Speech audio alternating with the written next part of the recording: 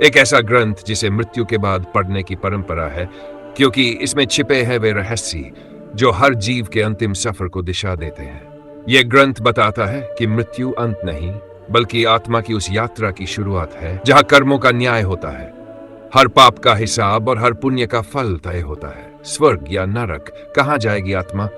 अब जो आप सुनने जा रहे हैं वो गरुड़ पुराण की वे बातें हैं जो शायद ही किसी ने आपको बताई हो, ऐसी सच्चाइयां जिनसे आप अब तक अनजान थे। तो आइए आज हम खोलते हैं एक अद्भुत रहस्यमयी अध्याय, नरक लोक की सच्चाई, गरुड़ पुराण की अनसुनी बातें, जहां सामने आएंगे वे यमदूत, वह अंधकारमयी मार्ग, वे दर्दनाक यंत्रणाएं और वे 28 नरक जिनका वर्णन सुनकर आत्मा तक कांप जाए। जब किसी के जीवन की अंतिम सांसें थमती है, जब आंखें धीरे धीरे बंद होती हैं, जब देह शांत हो जाती है, तब एक प्रश्न हर किसी के मन में उठता है, अब क्या होगा? क्या यही अंत है, या इसके बाद भी कुछ है, कुछ ऐसा जो हमें दिखता नहीं परंतु अनुभव किया जा सकता है? इस प्रश्न का उत्तर देता है गरुड़ पुराण के माध्यम से।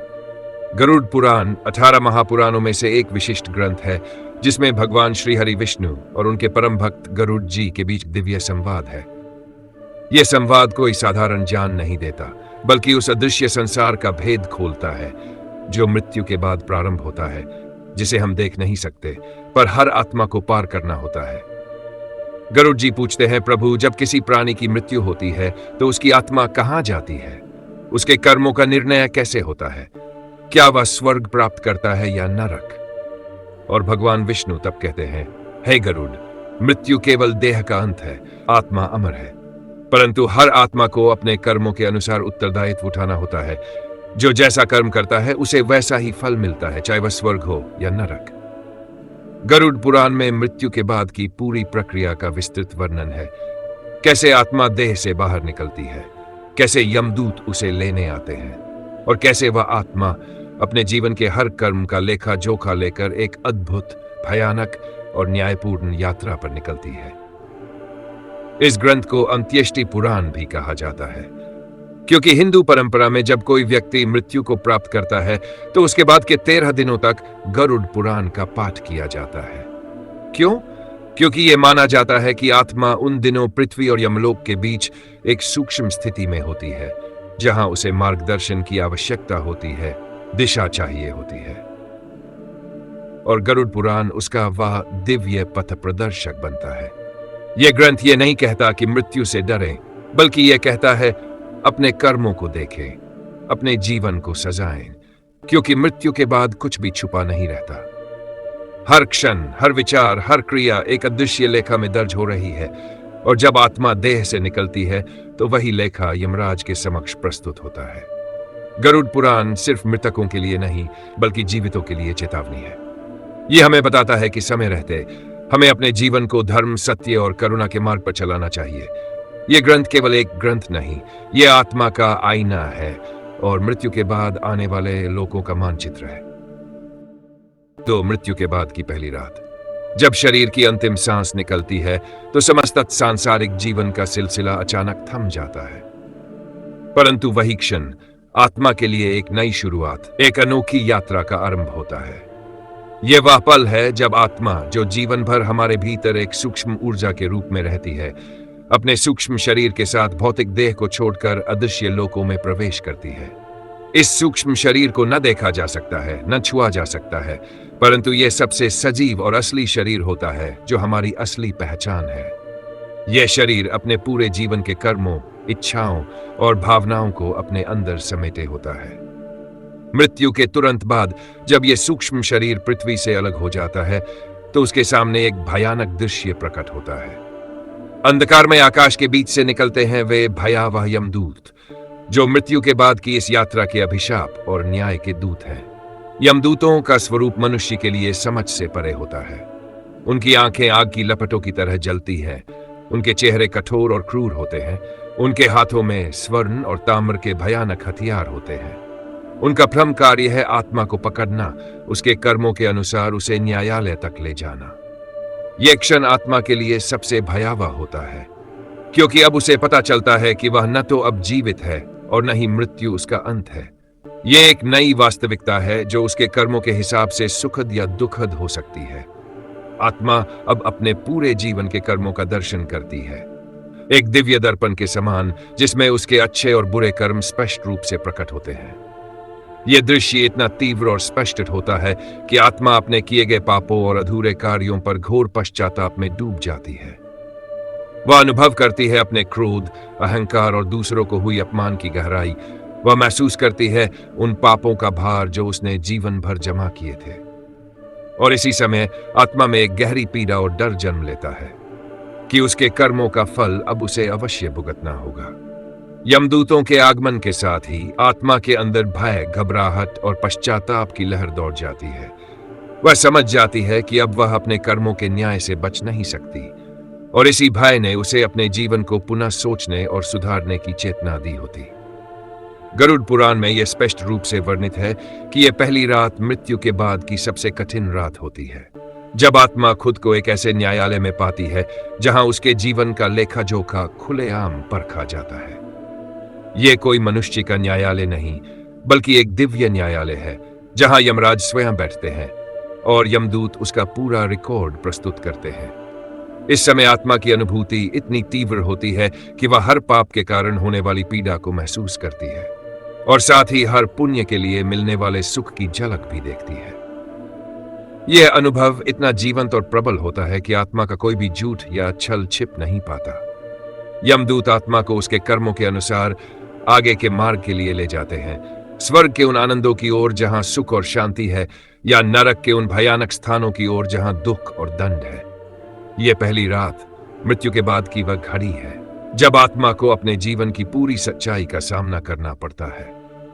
यह अनुभव उसे अपने पिछले कर्मों का फल भुगतने के लिए तैयार करता है, और यही कारण है कि गरुड़ पुराण के पाठ का महत्व इतना अधिक है, क्योंकि वह आत्मा को इस कठिन घड़ी में शांति और मार्गदर्शन प्रदान करता है। यह रात केवल भय और पीड़ा की नहीं, बल्कि आत्मा के लिए एक चेतना और समझ का उदय भी है, जो जीवन भर किए कर्मों का सार्थक फल जानने की पहली झलक है। यह वह समय है जब आत्मा को पता चलता है कि उसके कर्मों का कोई भी अंश खो नहीं गया और न ही कोई अन्याय हुआ। हर कर्म, चाहे वह छोटा हो या बड़ा, सभी का न्यायिक रूप से मूल्यांकन किया जाता है। इसलिए यह पहली रात मृत्यु के बाद की सबसे महत्वपूर्ण रात होती है, जो हमारे कर्मों के आधार पर हमारी अगली यात्रा का निर्धारण करती है। मृत्यु तो केवल एक शरीर का त्याग है। असली यात्रा तो उसके बाद शुरू होती है, आत्मा की यात्रा। और इस यात्रा की सबसे पहली मंजिल होती है यमलोक। जैसे ही जीव का प्राण शरीर से निकलता है, वैसे ही प्रकट होते हैं दो भयानक प्राणी, यमदूत। उनका स्वरूप साधारण आंखों से देखा नहीं जा सकता। वे होते हैं काले, विशाल, अर्धमानव और अर्धपिशाच जैसे। आंखों में अग्नि, हाथों में लोहे की जंजीरें और वाणी में कठोरता। आत्मा यदि पुण्यवान हो तो शांत रहती है, परंतु यदि उसने जीवन में अधर्म, छल और पाप किया हो तो वही आत्मा भय से कांप उठती है। उसका सूक्ष्म शरीर तड़पने लगता है, क्योंकि उसे पता चलने लगता है अब हिसाब देना होगा। भयानक मार्ग की शुरुआत। यमदूत आत्मा को बांधकर एक अनदेखे मार्ग पर ले जाते हैं। यह मार्ग कोई सामान्य रास्ता नहीं, बल्कि गरुड़ पुराण कहता है यह मार्ग कांटों से भरा हुआ है, अग्नि से तपता है, रक्त से सना है। जहां इंसान जलते अंगारों पर नंगे पांव चलने पर मर जाता है, वहीं आत्मा इस मार्ग को जीवित रहते हुए सहन करती है। हर कदम पर ऐसा लगता है जैसे पैर किसी भाले पर पड़ रहे हों। कभी कांटों से चिथरा हुआ सूक्ष्म शरीर, तो कभी राक्षसों की हंसी और तानों से आत्मा की चेतना घायल होती है। उस रास्ते पर सूर्य नहीं होता, पर ताप होता है। हवा नहीं होती, पर घुटन होती है। जल नहीं होता, पर प्यास लगती है, क्योंकि यह मार्ग कर्मों के प्रभाव से निर्मित होता है। 12 योजन की पीड़ा, किमी की यात्रा। गरुड़ पुराण स्पष्ट रूप से कहता है आत्मा को यमलोक तक 12 योजन की दूरी तय करनी होती है। यह दूरी लगभग 96 किलोमीटर की होती है, लेकिन यह कोई राजमार्ग नहीं। यह एक भयावह, कांटों से भरी, अंधकार में डूबी, दहकते हुए अंगारों से सजी यात्रा है। रास्ते में आत्मा देखती है, अन्य आत्माएं भी रोती बिलखती चली जा रही हैं। कोई अपने कुकर्मों पर पछता रहा है, कोई दया की गुहार लगा रहा है, परंतु यमदूतों के कानों पर कोई प्रभाव नहीं पड़ता। यमदूत समय पर नियम अनुसार हर आत्मा को खींचते हुए उस अंतिम पड़ाव की ओर ले जाते हैं जहां न्याय प्रतीक्षा करता है, चित्रगुप्त का न्यायालय। आखिरकार आत्मा उस जगह पहुंचती है जहां उसे न्याय मिलना होता है, जहां धर्म के अधिकारी चित्रगुप्त स्वयं उपस्थित होते हैं। यह स्थान तेजस्वी है, पर वातावरण में गंभीरता और भारीपन है। यहां कोई शोर नहीं, कोई आक्रोश नहीं, केवल सत्य है। चित्रगुप्त जी आत्मा से कुछ नहीं पूछते। उनके पास पहले से ही उस आत्मा का कर्म पत्र खुला होता है। उस कर्म पत्र में लिखा होता है जीवन में इसने क्या कहा, क्या किया, क्या सोचा। यहां तक कि उसने जो कुछ दूसरों के लिए सोचा वह भी लिखा है। यह विवरण इतना सटीक होता है कि आत्मा स्वयं भी चौंक जाती है। मुझे तो याद भी नहीं था कि मैंने ऐसा किया था। लेकिन वहां कोई भूल नहीं होती। निर्णय की घड़ी, कर्मों का मापन। फिर आता है निर्णय का समय। चित्रगुप्त 2 तराजू निकालते हैं, एक में पुण्य रखे जाते हैं और दूसरे में पाप। हर कर्म एक भार बनकर तुला में रखा जाता है। कभी कोई भिक्षु को भोजन देना पुण्य बनता है, तो कभी किसी का दिल दुखाना पाप। जब तुला झुकती है तो चित्रगुप्त सिर झुकाकर निर्णय सुनाते हैं। यदि पुण्य अधिक हो तो आत्मा को दिव्ययान से स्वर्गलोक भेजा जाता है, और यदि पाप अधिक हो तो चित्रगुप्त मौन हो जाते हैं और यमराज का आदेश गूंजता है, इस आत्मा को नरक ले जाया जाए। इसके कर्मों ने ही इसका भविष्य रचा है। तब आत्मा चीखती है, गिड़गिड़ाती है, लेकिन अब कुछ नहीं बदला जा सकता, क्योंकि यमलोक में केवल कर्म बोलते हैं, नन कोई सिफारिश, नन कोई बहाना। गरुड़ पुराण में वर्णित नरक लोक, यह 8 प्रमुख नरकों का रहस्य, पापों के अनुसार दी जाने वाली यातनाएं। स्वर्ग की कल्पना सुंदर हो सकती है, लेकिन नरक की सच्चाई उससे कहीं अधिक भयानक है। यह कोई कहानी नहीं, कोई कल्पना नहीं, यह कर्मों का न्यायालय है, जहां धर्मराज के आदेश पर आत्मा को भेजा जाता है उसकी करनी के अनुसार नरक की गहराइयों में। नरक लोक का स्वरूप। गरुड़ पुराण कहता है कि भगवान विष्णु ने गरुड़ को 28 प्रमुख नरकों का गूढ़ रहस्य बताया। यह नरक लोक पृथ्वी के नीचे 7 पातालों से भी नीचे स्थित है, जहां न सूर्य का प्रकाश पहुंचता है, न चंद्रमा की चांदनी। यहां केवल चीत्कार है, केवल अंधकार, केवल दंड। हर नरक एक विशेष पाप के लिए आरक्षित है। यहां आत्मा को सूक्ष्म शरीर में उन यातनाओं का भोग करना होता है जो शब्दों से परे है, जिनका वर्णन करने से भी रूह कांप उठती है। ये 4 नरकों में से कुछ प्रमुख नरकों का वर्णन। पाप, रौरव नरक। पाप निर्दोषों को पीड़ा देना, छल, धोखा, हिंसा। जो दूसरों को बिना कारण पीड़ा देते हैं उन्हें रौरव नरक की आग में जलना पड़ता है। यहां आग की नदियां बहती है और आत्मा को उनके बीच अकेला छोड़ दिया जाता है। वहां कोई छाया नहीं, कोई आशा नहीं, केवल अग्नि और तड़प। रौरव नरक का ताप इतना प्रचंड होता है कि आत्मा की चीखें भी जलकर राख हो जाती हैं। इस नरक महारौरव नरक। पाप, लोभ, धन के लिए पाप, हक छीनना। धन के लिए दूसरों की पीठ पर चढ़ने वाले यहां सांपों से लिपटे जाते हैं, जो उन्हें बार बार डसते हैं, पर वे मरते नहीं। इस नरक में हजारों विषैले नाग होते हैं। आत्मा को सांपों की घाटी में गिरा दिया जाता है, जहां हर सांप उसका पाप है और हर डसना उसका फल। पाप, चोरी, छल, दूसरों के धन का अपहरण। यहां आत्मा को लोहे की जंजीरों में बांधकर अंधकारमय गुफा में फेंका जाता है, जहां यमदूत लोहे की छड़ों से पीटते हैं। हर वार यह बताता है, तूने जो छीना था अब वही तुझसे छीना जा रहा है। अंधतामिस्र, अपने परिवार को धोखा देना। जो पति पत्नी या बच्चों के साथ विश्वासघात करते हैं उन्हें अंधतामिस्र नरक में भेजा जाता है, जहां आत्मा को दिखना बंद हो जाता है। वहां अंधकार इतना गहरा होता है कि आत्मा को अपना ही अस्तित्व खोता सा लगता है। वह भय से चीखती है, लेकिन उस गहराई में उसकी चीख भी खो जाती है। पाप, मांसाहार, पशु हत्या, ब्रह्म हत्या। यह नरक एक विशाल कड़ाही है जिसमें उबलता हुआ तेल लहराता है। आत्मा को उसमें डुबोया जाता है, बार बार। हर बार शरीर गलता है, फिर बनता है और फिर से गलता है, जब तक पाप समाप्त न हो। असिप, पाप, अधर्मी उपदेश, पाखंड, झूठा धर्म प्रचार। यह नरक एक तलवारों का जंगल है। वहां पेड़ों के पत्ते तेज धार लोहे की तलवारें होते हैं। आत्मा जैसे ही चलती है वे पत्तियां उसके शरीर को चीर देती है। जो स्वयं अधर्मी होकर धर्म का मुखौटा पहनते हैं उन्हें असिप्रवन नरक की धार सहनी पड़ती है। शूलप्रोत नरक, हत्या, अत्याचार, निर्दोषों का खून। इस नरक में आत्मा को एक विशाल लोहे के शूल में आर पार कर दिया जाता है। वह कांपती है, बिलखती है, पर यह दंड उसके कर्मों के सामने छोटा पड़ता है। संदीपित नरक, गुरु, माता पिता, संतों का अपमान। इस नरक में अग्नि जलती नहीं, गुस्ताखी की आग जलती है। वह आग न आंखों से दिखती है, न बुझाई जा सकती है। यह आत्मा को अंदर से जलाती है, पश्चाताप की आग में। हर नरक, हर पाप, सटीक न्याय। गरुड़ पुराण में कहा गया है, नरक की यातना पाप के अनुसार सटीक होती है। ईश्वर भूल नहीं करते, कर्मों का लेखा हमेशा साथ चलता है। यहां कोई सिफारिश नहीं, कोई रिश्वत नहीं, कोई अपील नहीं, सिर्फ और सिर्फ आपके अपने कर्म। क्या आपने कभी सोचा कि आपके आज के कर्म ही कल आपके नरक का स्वरूप बनाएंगे? यह कोई धार्मिक डर नहीं, यह चेतावनी है अपने भीतर झांकने की। तो क्या आत्मा को इस पीड़ा के चक्र से मुक्ति मिल सकती है? क्या रौरव, तामेसर और असिपत्रवन जैसे नरकों की यातना से छुटकारा संभव है? गरुड़ पुराण कहता है हां, परंतु इसके लिए जीवन में ही जागना अनिवार्य है। पुनर्जन्म, आत्मा का फिर से लौटना।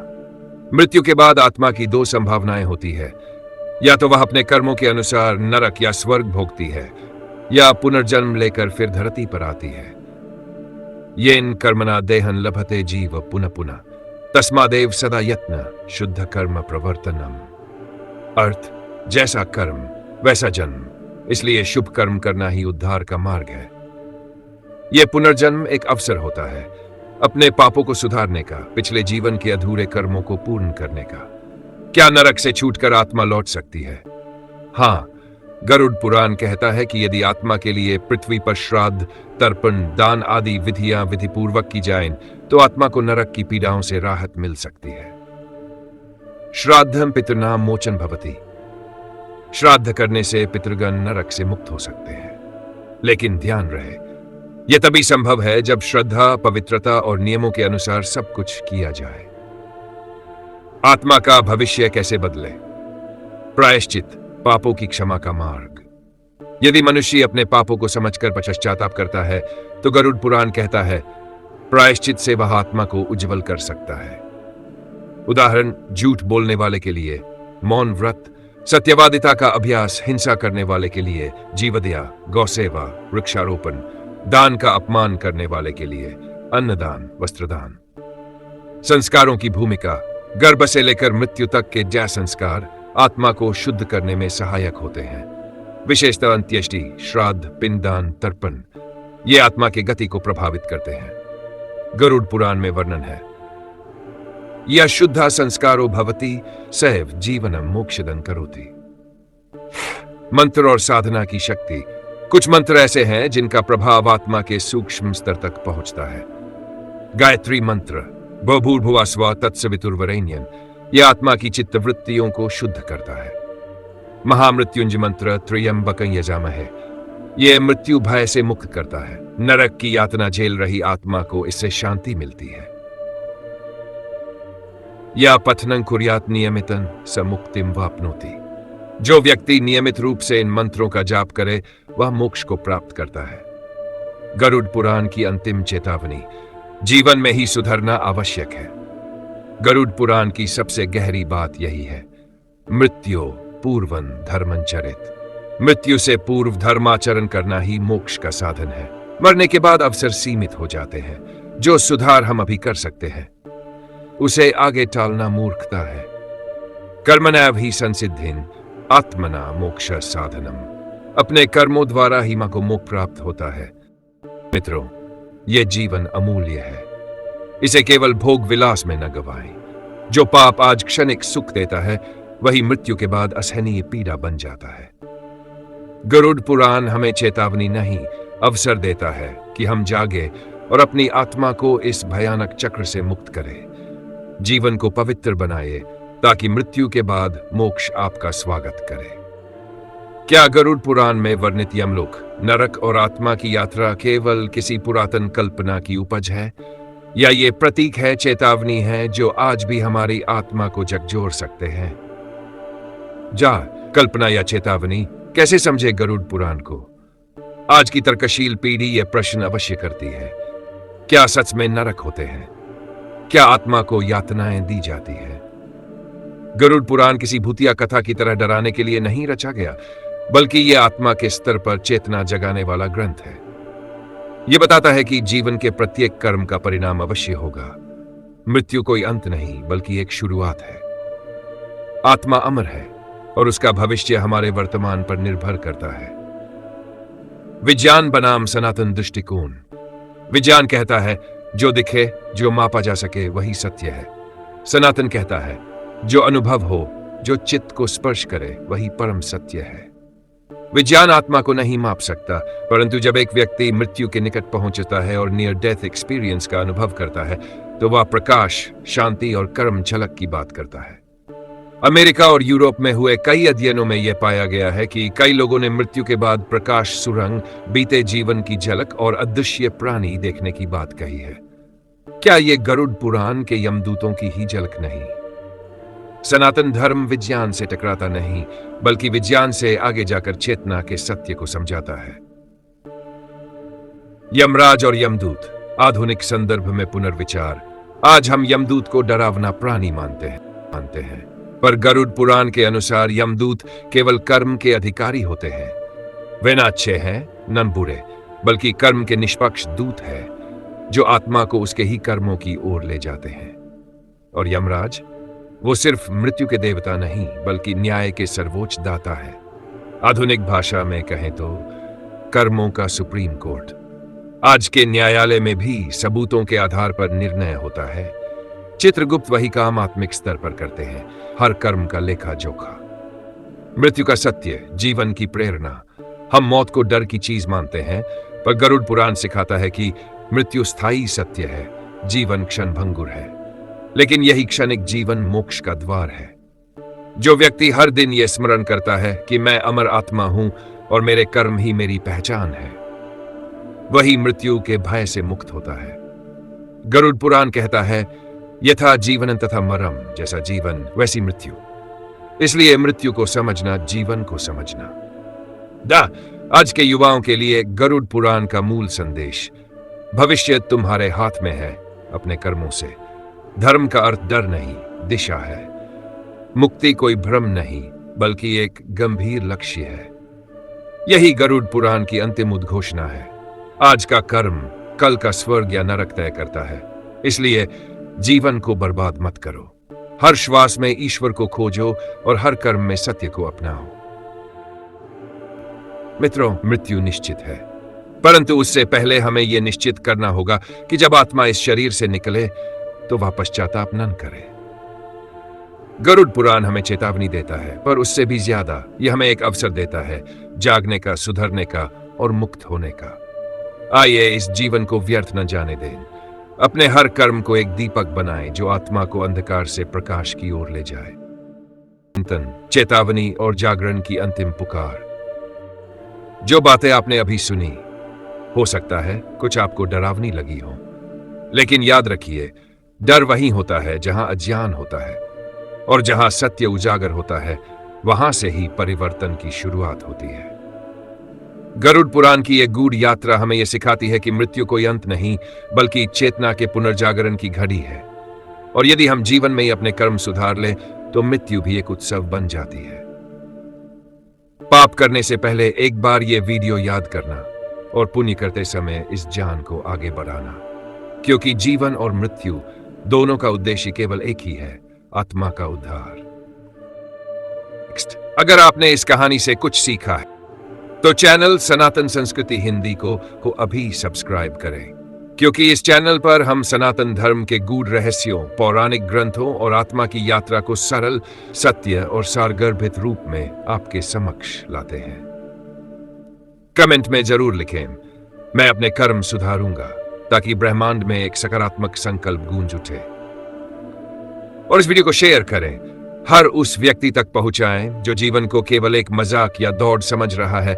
उसे बताइए कि आत्मा का अस्तित्व अमूल्य है और समय बहुत सीमित। सनातन ज्ञान के लिए जुड़े रहें। जय श्री हरि। मिलते हैं अगले रहस्य, अगले ग्रंथ और अगले आत्मिक अनुभव के साथ। तब तक याद रखिए, आपका हर कर्म आपकी आत्मा की अगली यात्रा तय करता है। जय सनातन धर्म। जय श्री हरि।